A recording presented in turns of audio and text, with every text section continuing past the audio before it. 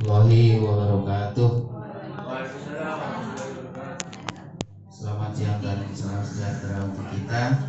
Yang saya hormati Ibu dan Bapak Guru, teman-teman seperjuangan di SDN Tanjung Duren Selatan 01. Tidak boleh kita lupakan mengucapkan dan memanjatkan puji syukur kehadirat Tuhan Yang Maha Kuasa atas segala nikmat dan karunia-Nya. Maka hari ini kita bisa berkumpul kembali untuk melaksanakan kegiatan rutin setiap minggu, yaitu Selasa dan Kamis, dalam keadaan sehat walafiat. Salawat dan salam semoga tercurah kepada Nabi kita Muhammad SAW serta keluarga, para sahabat, dan mudah-mudahan mobil khusus yang muslim mendapat syafaat beliau hingga akhir zaman nanti, amin. Ibu dan Bapak, hari ini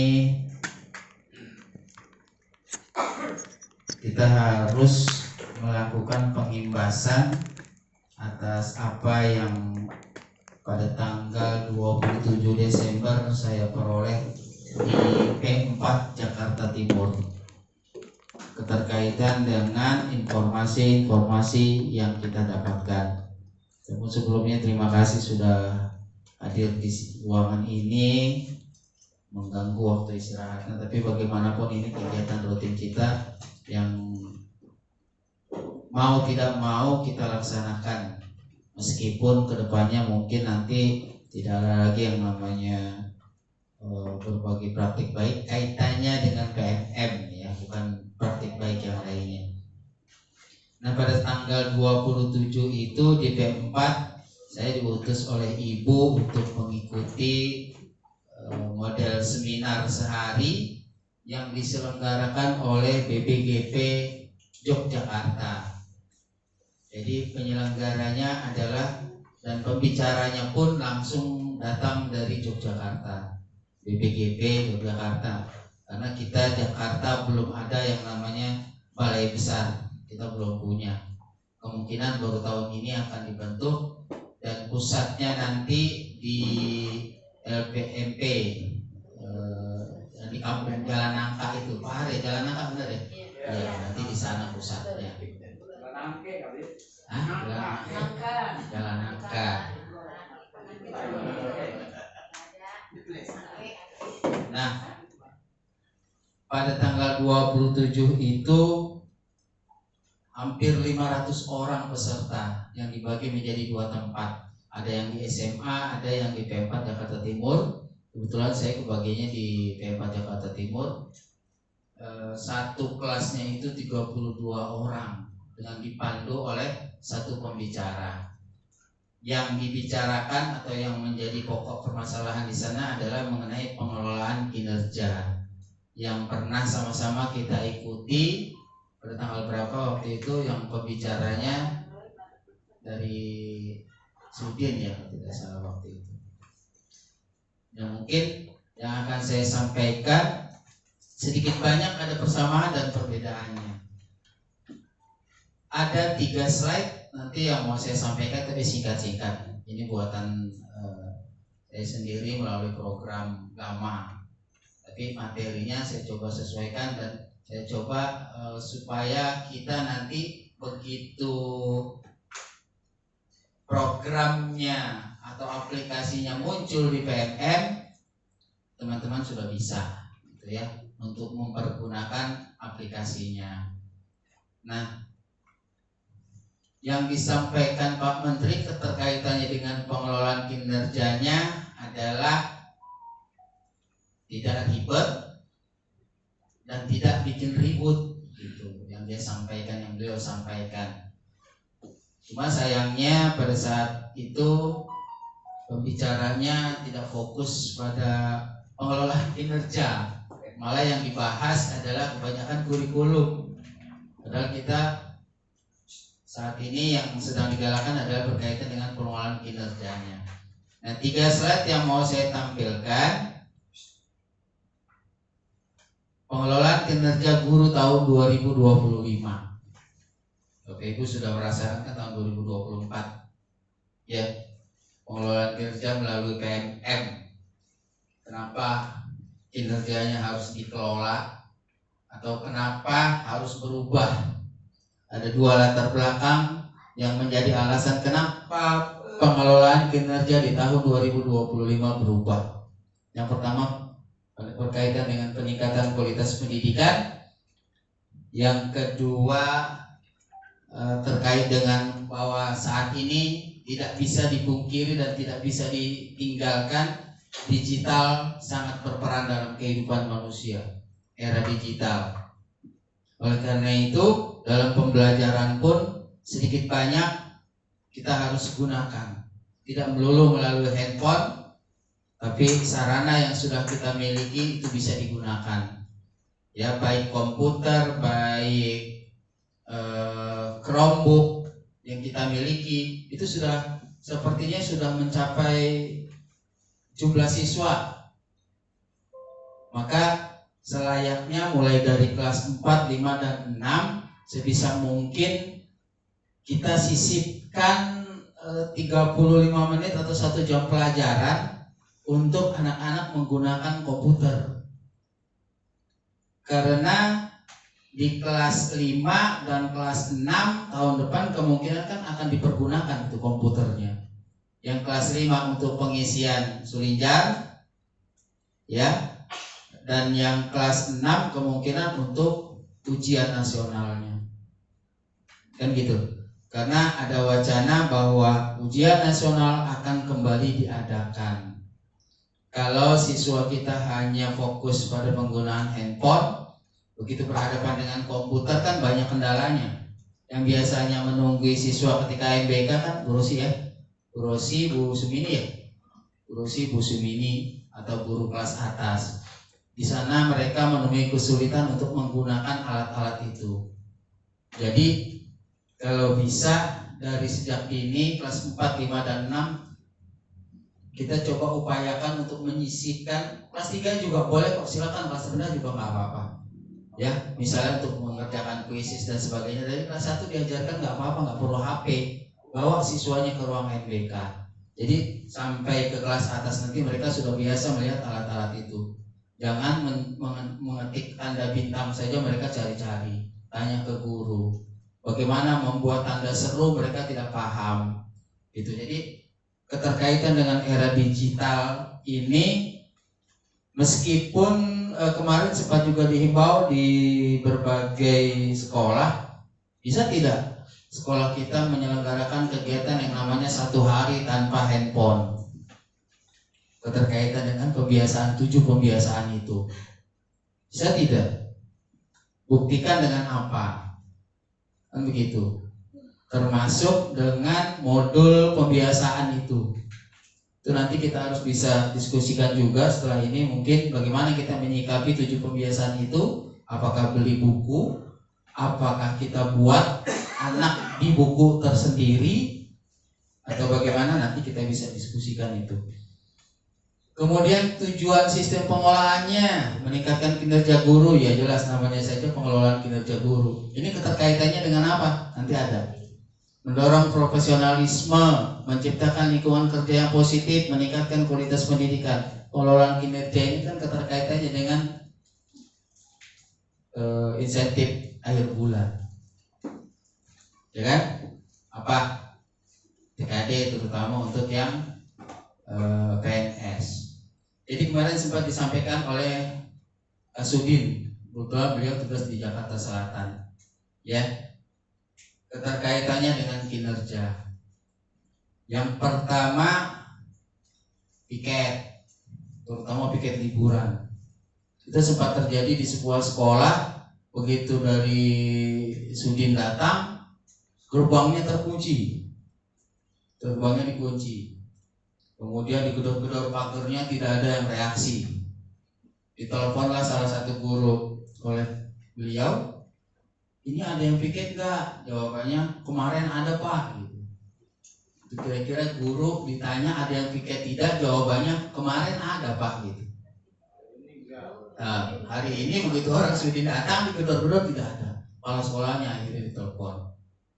Kemudian terjadi juga di sebuah sekolah, sepertinya SMA ya, kepala sekolah mengembalikan uang bos BOP 2,5 miliar mengembalikan ke Sudi. Bos POP duit 2,5 miliar dikembalikan. Itu sekolahnya ngapain, itu diapain tuh uang? Kepala sekolahnya ngapain? Sarana prasarananya mungkin nggak bertambah, pemeliharaan juga nggak dilakukan berarti. Efeknya ke siapa? Ke Sudin lah pasti.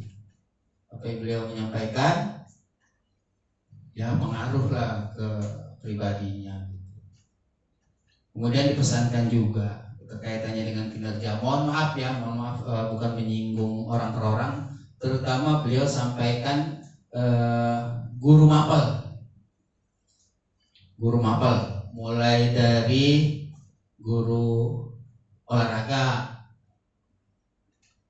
kemudian guru agama, guru BP. Kalau di SMP SMA kan ada guru BP. Banyak terjadi masalah. Masalahnya apa? Pribadi. Guru BP panggil siswa bermasalah, akhirnya siswanya sering curhat. Lama-lama gurunya suka sama muridnya. Gitu. Terus guru agama, mohon maaf, kalau kita kan alhamdulillah aman aja. Guru agama yang harusnya membina religius sama membina hubungan akhirnya sampai hamil siswanya dan sebagainya. Kan bahaya. Ya. Guru olahraga juga begitu. Terutama guru kelas kecil nih, namanya anak-anak kan mereka berpikiran orang tua gitu, seperti ayah dengan anaknya. Saking akrabnya, kadang-kadang duduk di pangkuan gurunya, nemplok, geledotan gitu. Kalau kita sebagai gurunya ya mungkin ya seperti itulah anak gitu. Anak dengan, ya kan kita murid dengan guru itu antara seperti orang tua dengan anak. Ya, tapi sekali lagi namanya manusia punya nggak bisa apa namanya. Bagi orang yang nggak bisa menahan nafsu kan, jangankan anak kelas 1, 2, 3, balita aja ada yang jadi korban gitu kan. Nah itu yang banyak terjadi di sekolah. Kemudian juga guru ekstra. Apakah wali kelas bisa terjadi? Bisa. Di SD kan sistemnya guru kelas. Makanya untuk menghindari hal seperti itu, ketika murid berkumpul di depan meja guru, hindari.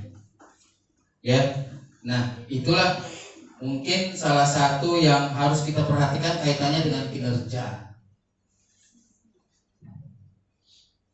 3 kemudahan utama kaitannya dengan pengelolaan kinerja yang baru atau di tahun 2025. Aksesnya mudah, tetap melalui PMM, tetap melalui link PMM. Kemudian antarmuka ramah pengguna, sistemnya dirancang antarmuka sederhana. Makanya tiga perbedaan PMM atau pengelolaan kinerja 2024 dan 2025. 1. PMM 2025 tidak lagi berbasis poin. Dulu kan kita pertama-tama tuh 32, ideal kan? Akhirnya mencapai sesuai dengan keinginan atasan, ekspektasi atasan 32. Semester 2-nya kita sudah mulai nambah kan. Sekarang tidak begitu lagi. Sekarang bukan berbasis poin tapi berbasis refleksi. Refleksinya nanti yang akan diperhatikan. Apanya yang diperhatikan?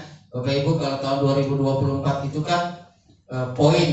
Kita berlomba-lomba untuk memperoleh poinnya.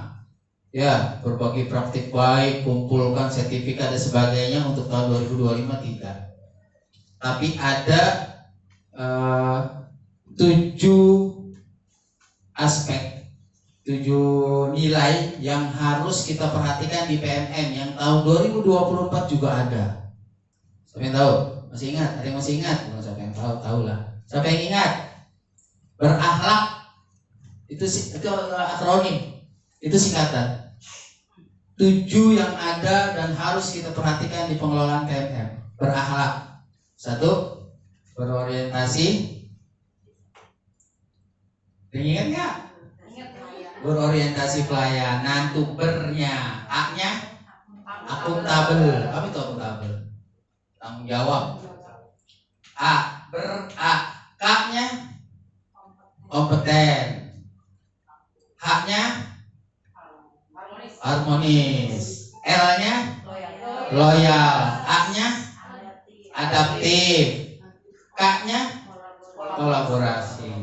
Itu nanti yang jadi penekanannya di PMM berikutnya. Ya, itu nanti. Nah, lantas bagaimana nanti kita menentukannya? Tadi slide ketiga. 3 kemudahan utama: fokus kinerja, hasil belajar siswa, kerjasama profesional, dan inovasi. Itu yang saya maksud tadi. Kita yang akan menjadi titik beratnya di poin pertama, bukan berbasis poin tapi berbasis refleksi. Yang kedua apa? Beda antara PMM pengelolaan kinerja 2024-2025. Makanya dikatakan mudah, efektif, tidak ribet, dan tidak bikin ribut. Yang kedua apa? Itu yang kita kumpulkan, sertifikat. Tidak perlu mengupload berkas apapun, tapi tetap ada yang harus kita lakukan. Pelatihan ada tetap, tapi tidak seperti kemarin kita diburu-buru sampai akhirnya PMM memberikan kemudahan kita untuk mengupload dokumen. Maka dimunculkanlah dokumen pendukung, saking untuk mempermudahnya guru mendapatkan poin itu, menyelesaikan pengelolaan kinerja di tahun 2024, gitu kan? Kemudian yang ketiga,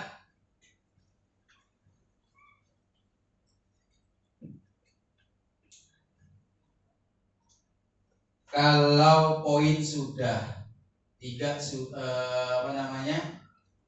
dokumen tidak lagi diperlukan,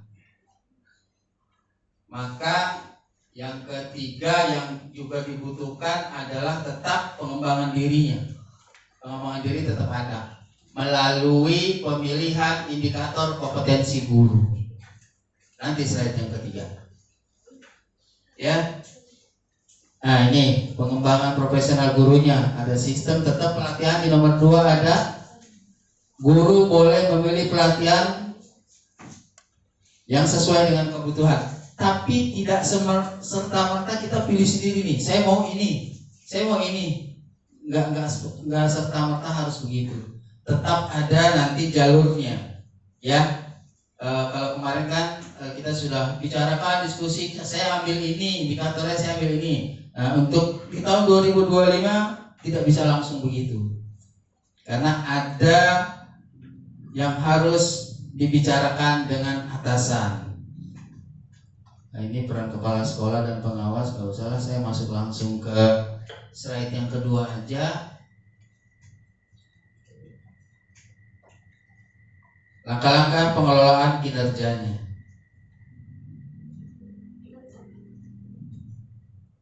Ini kan pertama kali yang kita lakukan, Ibu Bapak, teman-teman, data pribadi.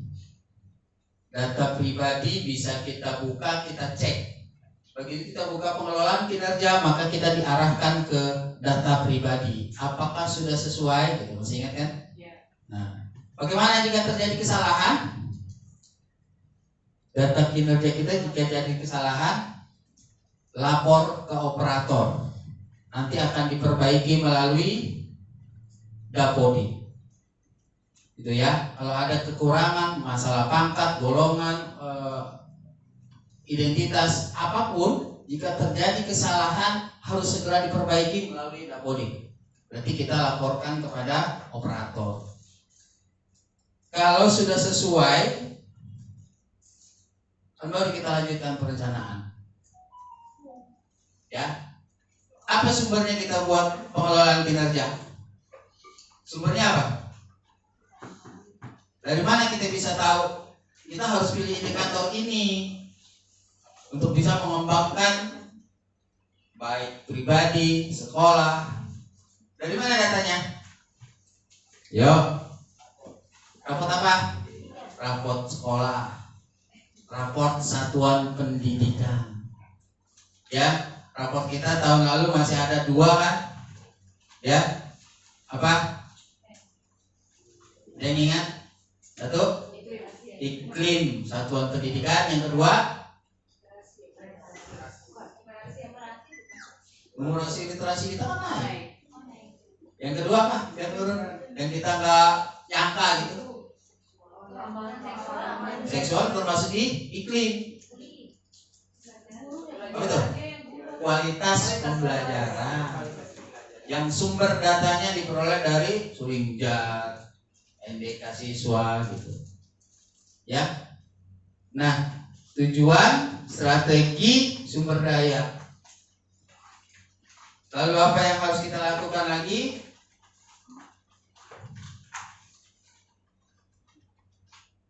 Pelaksanaan kinerja pembelajaran. Jadi teman-teman, meskipun mudah, meskipun tidak ribet dan tidak bikin ribut, pengelolaan kinerja tetap ada yang namanya observasi nanti. Tetap ada. Dan dari supervisi itulah nanti lebih condong akan terjadi komunikasi antara guru dengan kepala sekolah untuk berdiskusi, mendapatkan refleksi dari situ. Itulah yang menjadi tolok ukur nanti kinerja kita.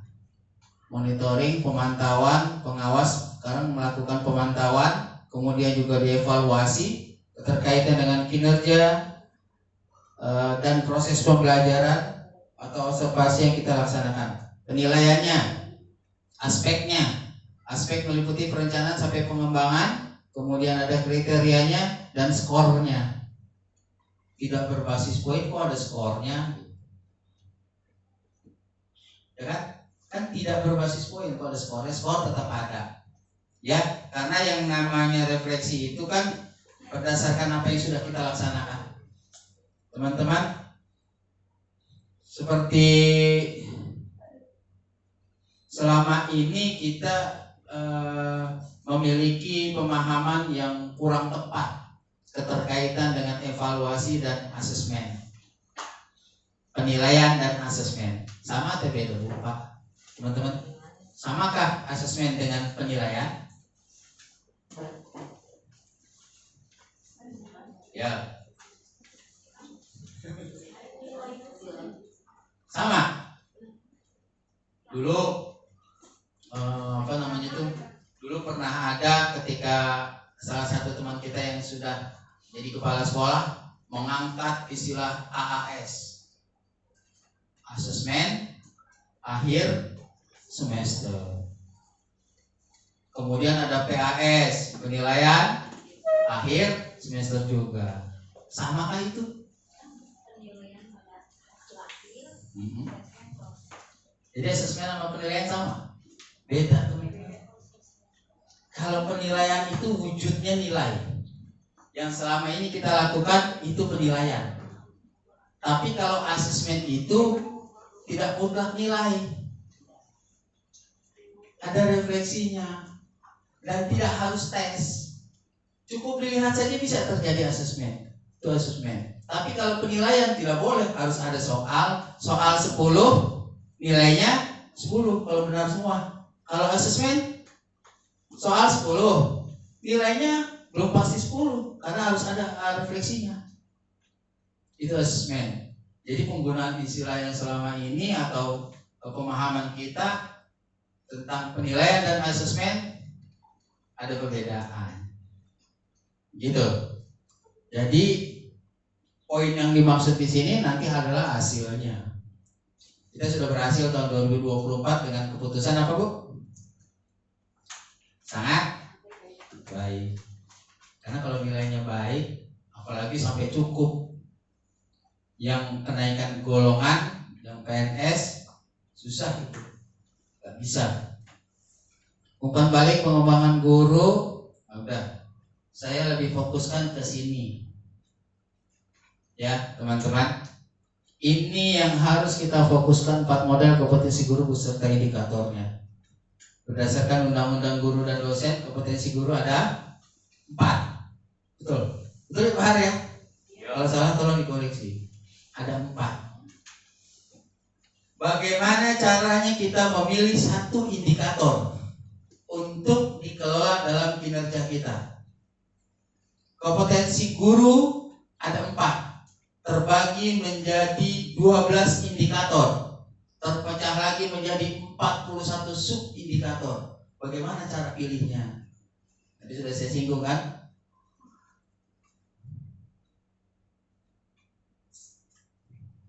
Ini kompetensi yang pertama. Ada 3, 4 kompetensi guru, masing-masing terbagi menjadi 3 indikator yang boleh kita pilih.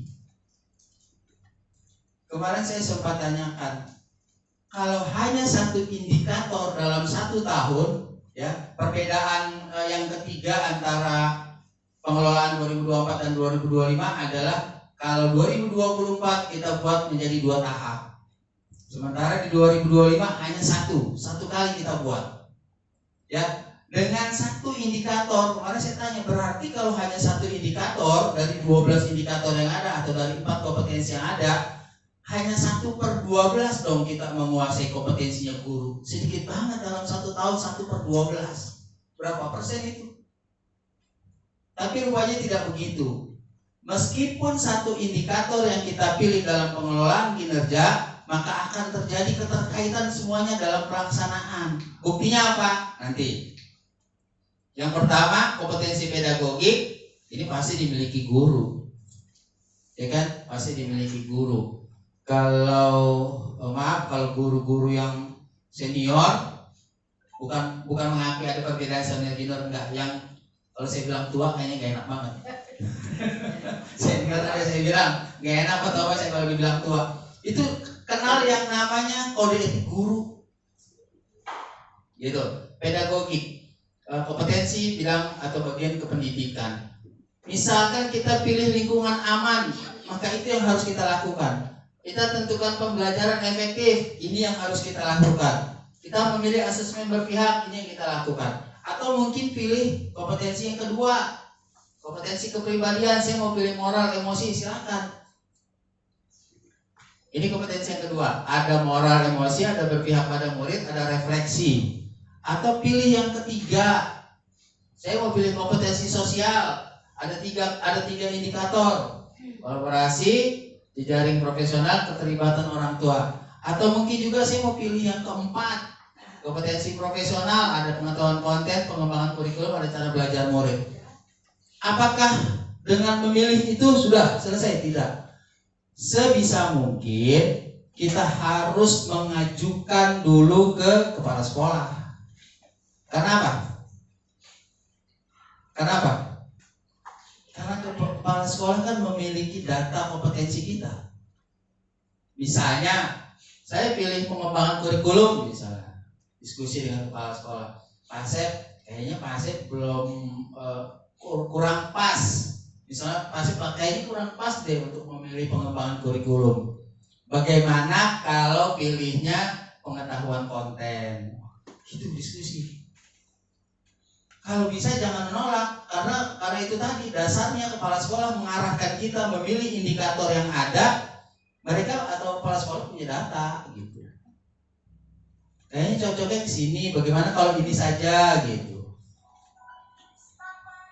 Ya, kira-kira begitu. Ikuti aja. Karena 1 indikator yang kita pilih sudah mewakili 4 kompetensi yang ada. Contoh,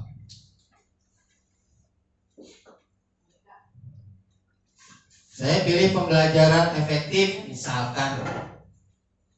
Ya, pembelajaran efektif. Kemudian ikut pelatihan. Misalnya ikut pelatihan.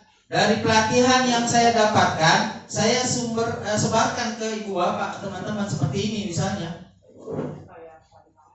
Terkait gak Pak kompetensi yang lain? Terkait.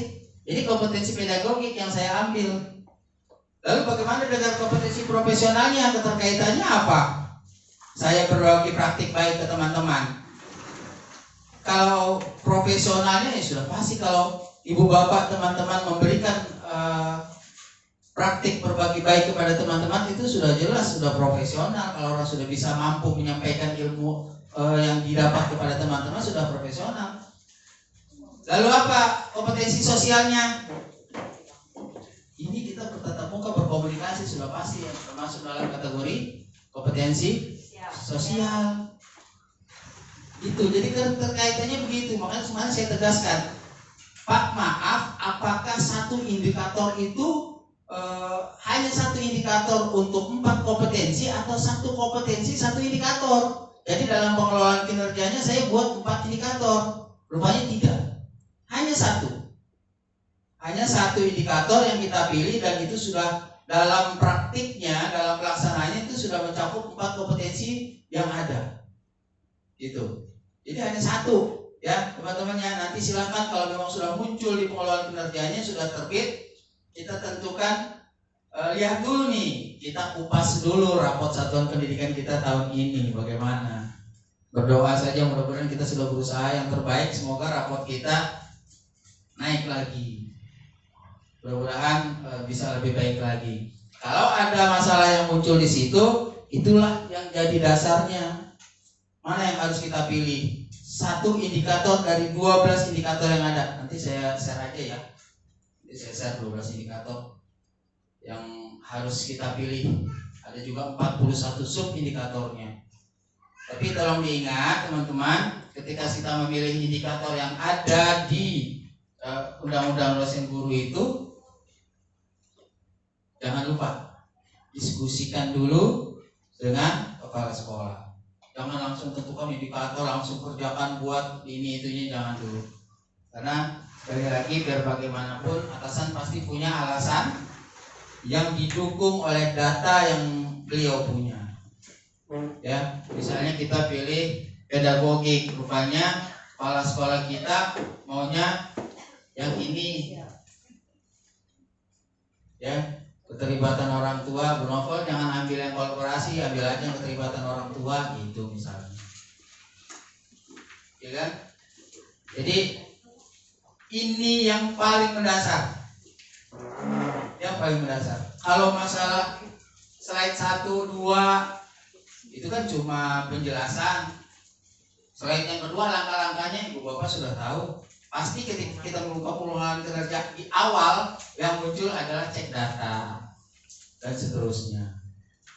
Bedanya cuma itu saja. Gak ada poin. Kita harus menentukan berapa poin yang harus kita capai untuk memenuhi ekspektasi atasan. Tidak ada. Kita tidak perlu mencari sertifikat yang kemarin-kemarin selalu ditawarkan, seminar online, sertifikat untuk PMM, sudah tidak lagi. Yang kemarin kita buat Januari dan Juli 2 tahap pembuatan pengelolaannya, sekarang hanya 1, kemungkinan di Januari. Kan cuma belum terbit, aplikasinya belum ada. Sampai semalam saya buka masih yang lama. Nanti kalau sudah pasti akan rame itu. Ya, jadi tidak ribet dan tidak bikin ribut. Tidak ribetnya ya itulah, kita tidak perlu, tapi tetap harus ada pengembangan kompetensi gurunya ya, melalui pelatihan baik online maupun langsung. Tetap ada yang nanti akan disampaikan ke kepala sekolah. Nanti kepala sekolah yang menindaklanjuti. Ya, kira-kira itulah pengelolaan kinerja yang bisa kita laksanakan di tahun 2025 nanti. Mudah-mudahan berdasarkan pengalaman di 2024, kita tidak akan lagi kesulitan untuk mengerjakan di 2025 yang bahkan lebih mudah. Cuma kita belum tahu nih aplikasinya. Ya, bahkan lebih mudah. Tidak perlu upload bukti apa-apa. Ya, cuma kan kita belum tahu aplikasinya. Belum tahu. Hanya penjelasannya seperti itu. Tidak ribet, tidak bikin ribut, tidak pakai poin, tidak perlu sertifikat, hanya sekali. Udah. Kalau lihat penjelasannya mudah.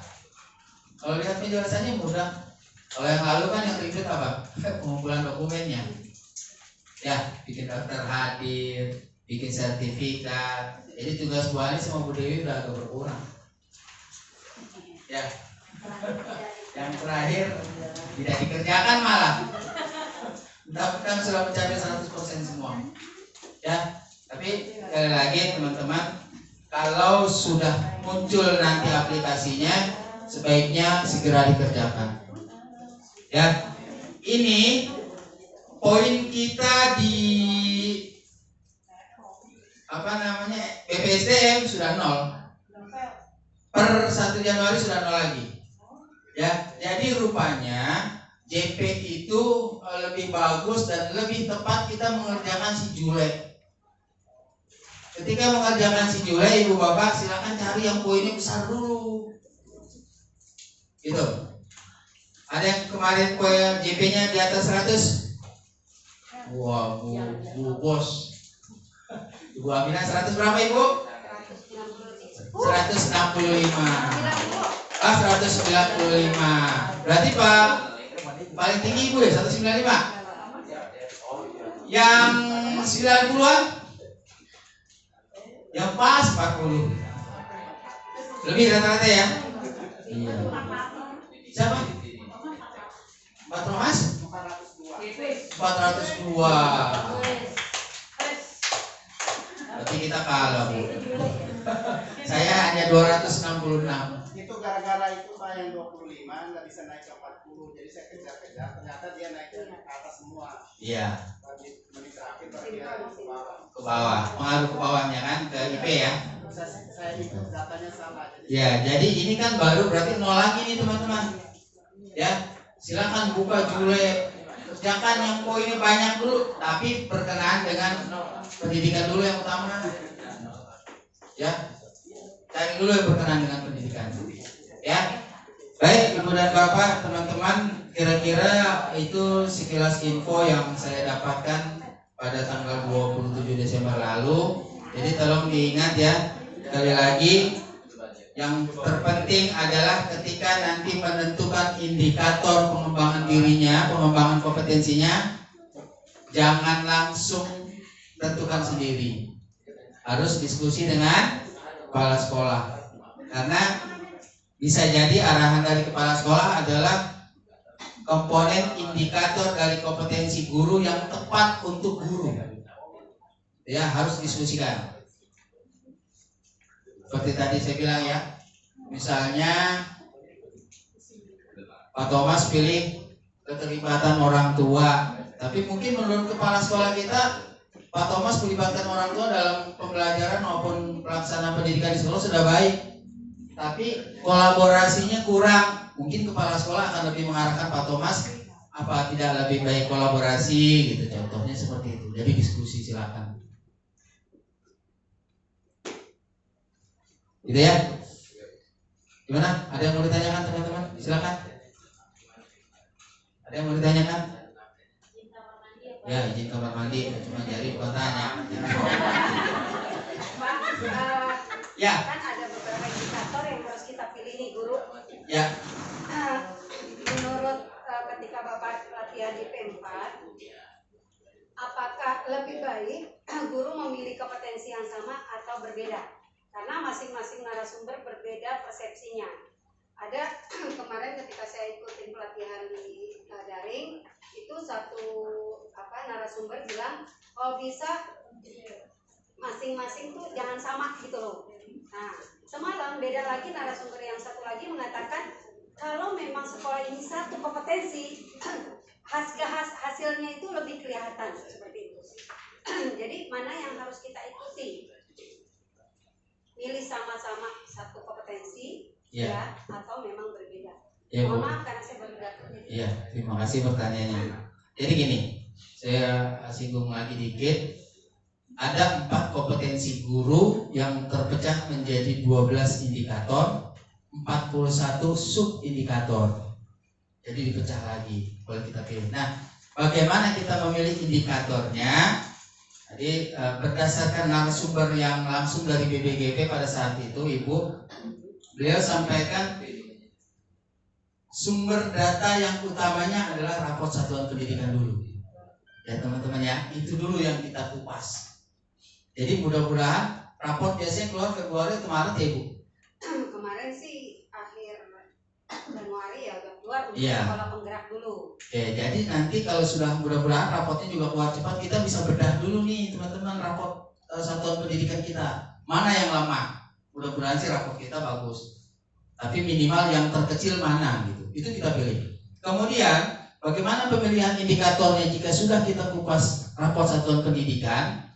Kemudian kompetensi mana yang harus ibu bapak atau teman-teman pilih, itu yang saya sampaikan tadi. Sekarang tanya dulu nih diri kita nih, kira-kira dari 4 kompetensi yang ada, pedagogik, sosial, profesional, satu lagi sosial, mana yang menurut kita ini dituntut kejujuran. Di sini dituntut kejujuran. Mana 4 kompetensi itu yang harus saya kembangkan? Misalkan saya pilih yang muncul aja di sini deh, kompetensi sosial. Gitu ya. Kompetensi sosial ada 3 indikator.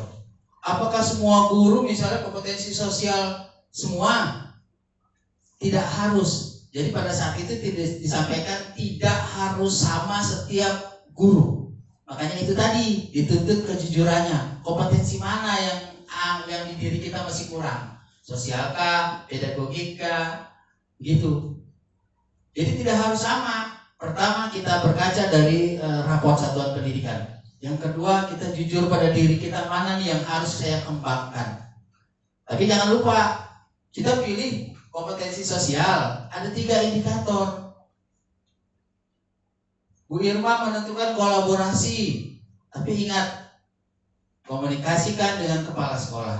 Mungkin kepala sekolah punya latar belakang dasarnya untuk menentukan apa yang lebih baik dari seorang guru ini untuk menentukan kompetensinya. Mungkin Bu Aminah, ini hanya contoh ya, mungkin Bu Aminah punya data, sepertinya jejaring profesional dari Bu Irma masih kurang. Maka kepala sekolah bisa mengarahkan, ya, menyarankan Bu Irma mungkin lebih baik meningkatkan kompetensinya dengan indikator jejaring profesional. Begitu. Dilaksanakan tidak? Sebaiknya dilaksanakan, karena kepala sekolah mengarahkan itu pasti punya data, pasti punya dasar gitu. Gitu ya Ibu? Jadi tidak harus sama untuk semua sekolah. Ada lagi? Ayo Bumul atau Pedro? Kata Bumul gini. Kata Bumul. Ya, apa-apa ya. Masih jauhnya prediksinya mungkin ya gitu.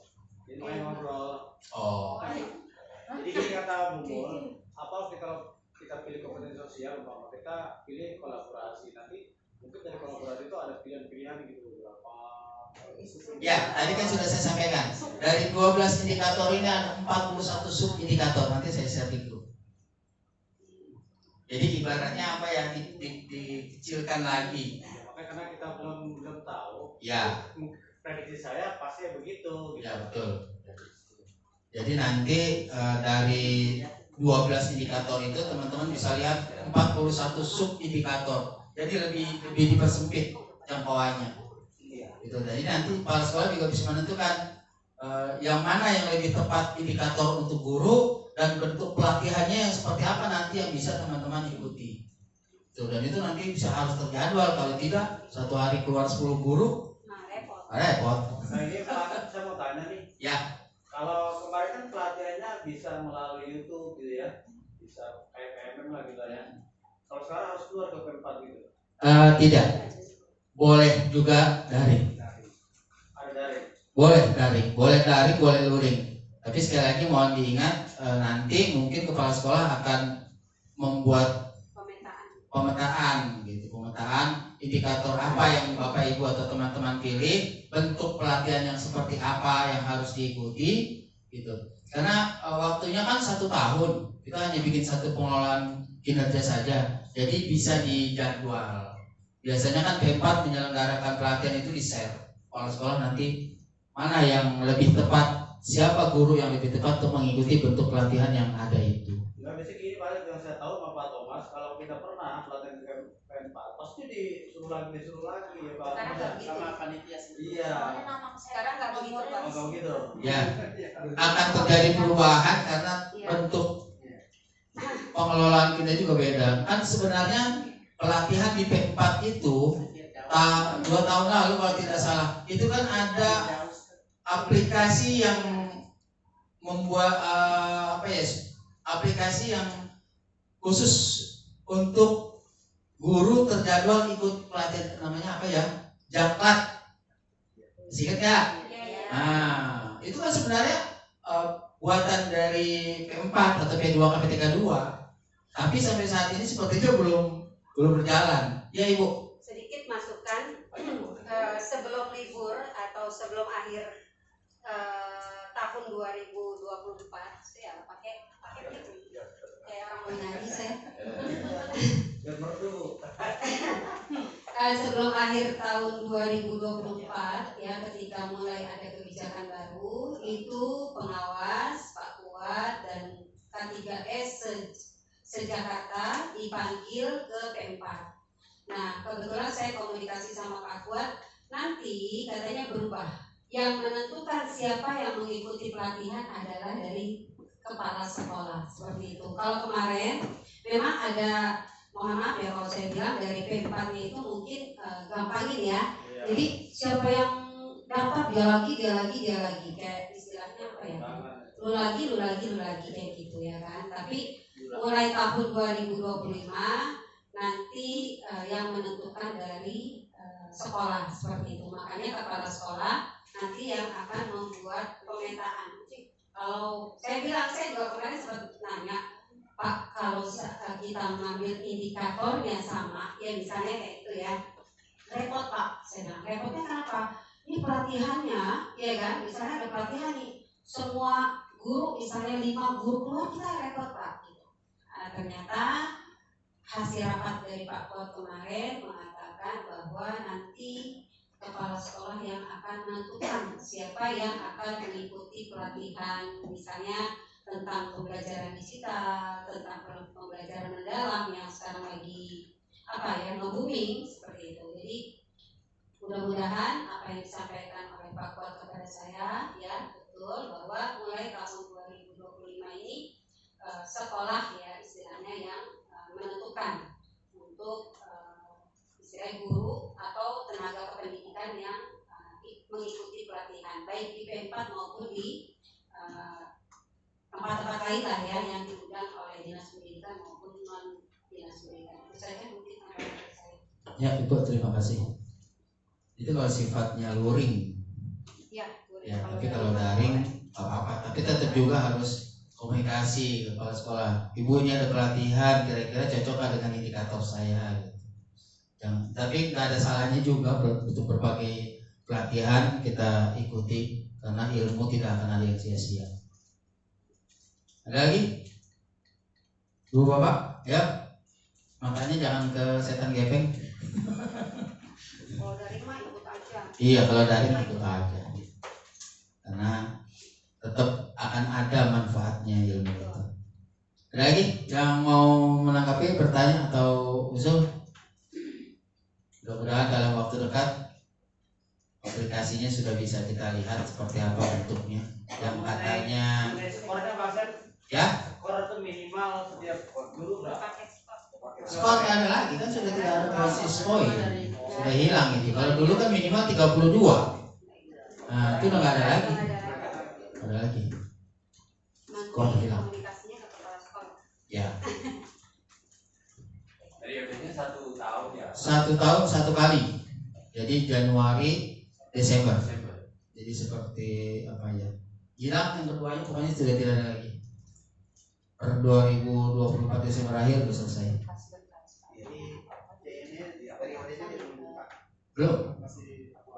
Belum ada kan? Tapi yang pasti kalau mau 1 tahun ya harus dari awal, yang pasti begitu sih. Kemarin juga disampaikan Januari ini harus sudah dibuat rencananya, rencana kerjanya, rencana kinerjanya. Cuma aplikasinya masih dalam penyempurnaan seperti itu. RHK maksudnya sebenarnya katanya di bulan Januari ini sampai tanggal 31 itu kita sudah bisa. Iya. Tapi nanti saya juga belum mencoba karena saya kemarin itu sempat bingung. Kenapa? Ternyata predikat sekolah, predikat kita itu belum ada sampai saat ini. Bu maaf, depan. Sini. Iya, depan dong. Iya, dari tadi di belakang. Kan datangnya telat. Yang telat hukumannya duduk depan.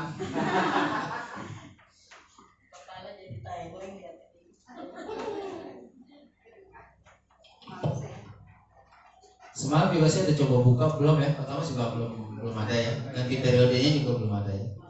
Kalau di kepala sekolah udah. Sebenarnya kalau di perencanaan kepala sekolah itu sudah, tapi saya agak takut-takut.